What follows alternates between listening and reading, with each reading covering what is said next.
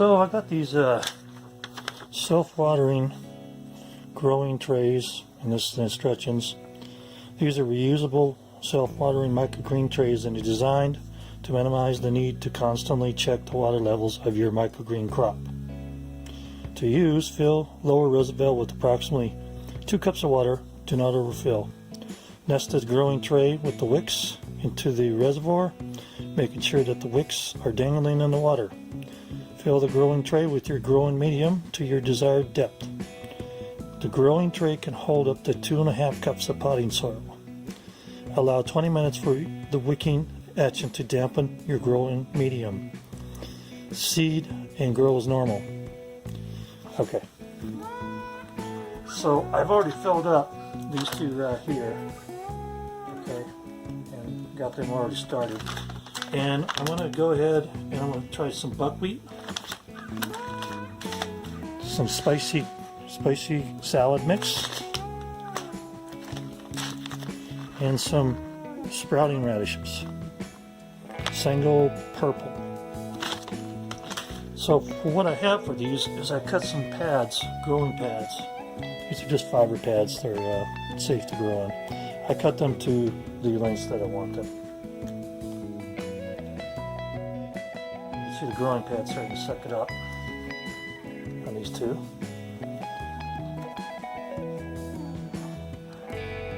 And I'm going to go ahead and you can get this little thing for like a few bucks, you know, like $10 or $5, whatever. Home Depot, it's for spraying. I'm going to go ahead and hit these things first. Get them really started good. Now the idea is that I'll be able to grow a set of a tray of microgreens, so I can use one every day. Okay, so let's do the radishes. I'm going to go ahead and spread them in there. And you can spread them pretty thick because you're going to be growing them thick to get the max amount of greens out of them. Seems like a waste of seeds, but this is what microgreens are about. That's why they're so expensive. They also have 10 times more the nutrition that a regular radish or anything else has. So, yeah, I know there's a few spotty areas, but that's good enough. And I'm going to spray them, wet them down. And I'm going to do the same process for the spicy salad mix.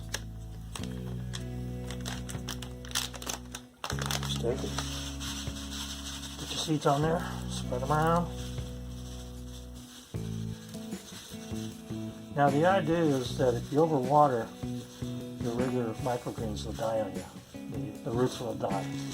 So you have to make sure you constantly maintain and water the microgreens, or they end up rotting on you before you harvest them, and or they dry out and die on you.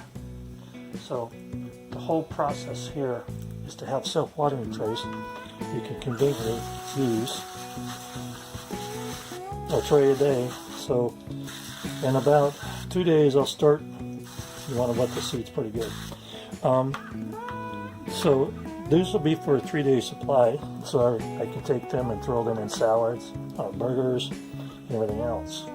So I'm going to go ahead and pour some water in here. 2 cups is what they say. Let's see what it says. See how well it works.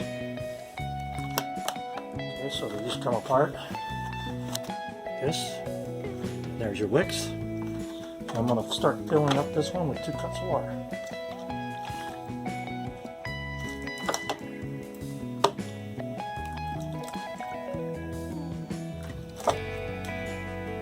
Okay, I'm not going to pour all the water in. I'm going to save about 1/4 of a cup. And I have my reason. These wicks right here, you want to make sure that they touch the water. So you want to make sure that when you place this in, push it in, hit it again, wet them up pretty good, get them started. Then to get them really good, I'm going to just pour the water in and let the wicks soak from the top.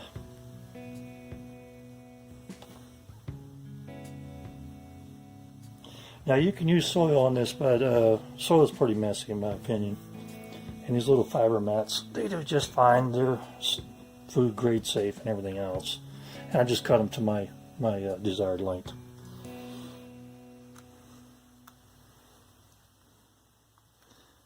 we'll let that soak in. I'll place the mat in there. Always use distilled or spring water. Do not use tap water. If you use tap water, you will kill your seeds. They will smell bad, and they'll just be throwing them out. I made that mistake once. Don't do it. That made a boo-boo and threw out a whole pound of pea seeds, which he was planning on giving them a good try to eat. I'll see what the buckwheat says, because I don't think I have any of these yet. I'm anxious to try them. They're a pretty popular microgreen to eat. Not as much as the arugula, but you know, heck, you never know. These look a lot bigger, so they're going to produce. The bigger the seed, the more bigger the plant you're going to get. Bigger the microgreens. So like sunflowers are an excellent one. These are pretty huge, so I'm pretty sure I'm going to get some pretty decent sized microgreens out of this. The radishes always grow good. And I'm just going to wet her down. Use this little thing to push it around if I want to. This is just a sprayer for like if you're going to do insecticide, but it's never been used for anything but water. You want to get your seeds pretty wet for the first day. With the self-watering trays, I shouldn't have to touch this again. That's assuming that I never have to fill them up again. And then the final step is you cover them for 2 to 3 days until they start sprouting. And when they start sprouting, what you do is you uncover them when they start to see the green, start to green up a little bit.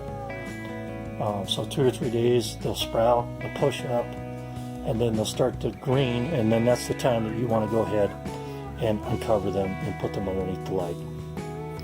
So that's it for now. These are self-watering growing trays.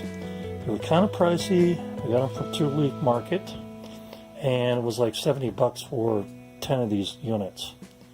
But if I can put these in a rotation of 3 trays and start them off, stagger them 2 or 3 days apart, then I'll always have fresh microgreens every day, one little tray of it to put on the hamburgers, put in the salads, to actually add extra nutrition and value to your food.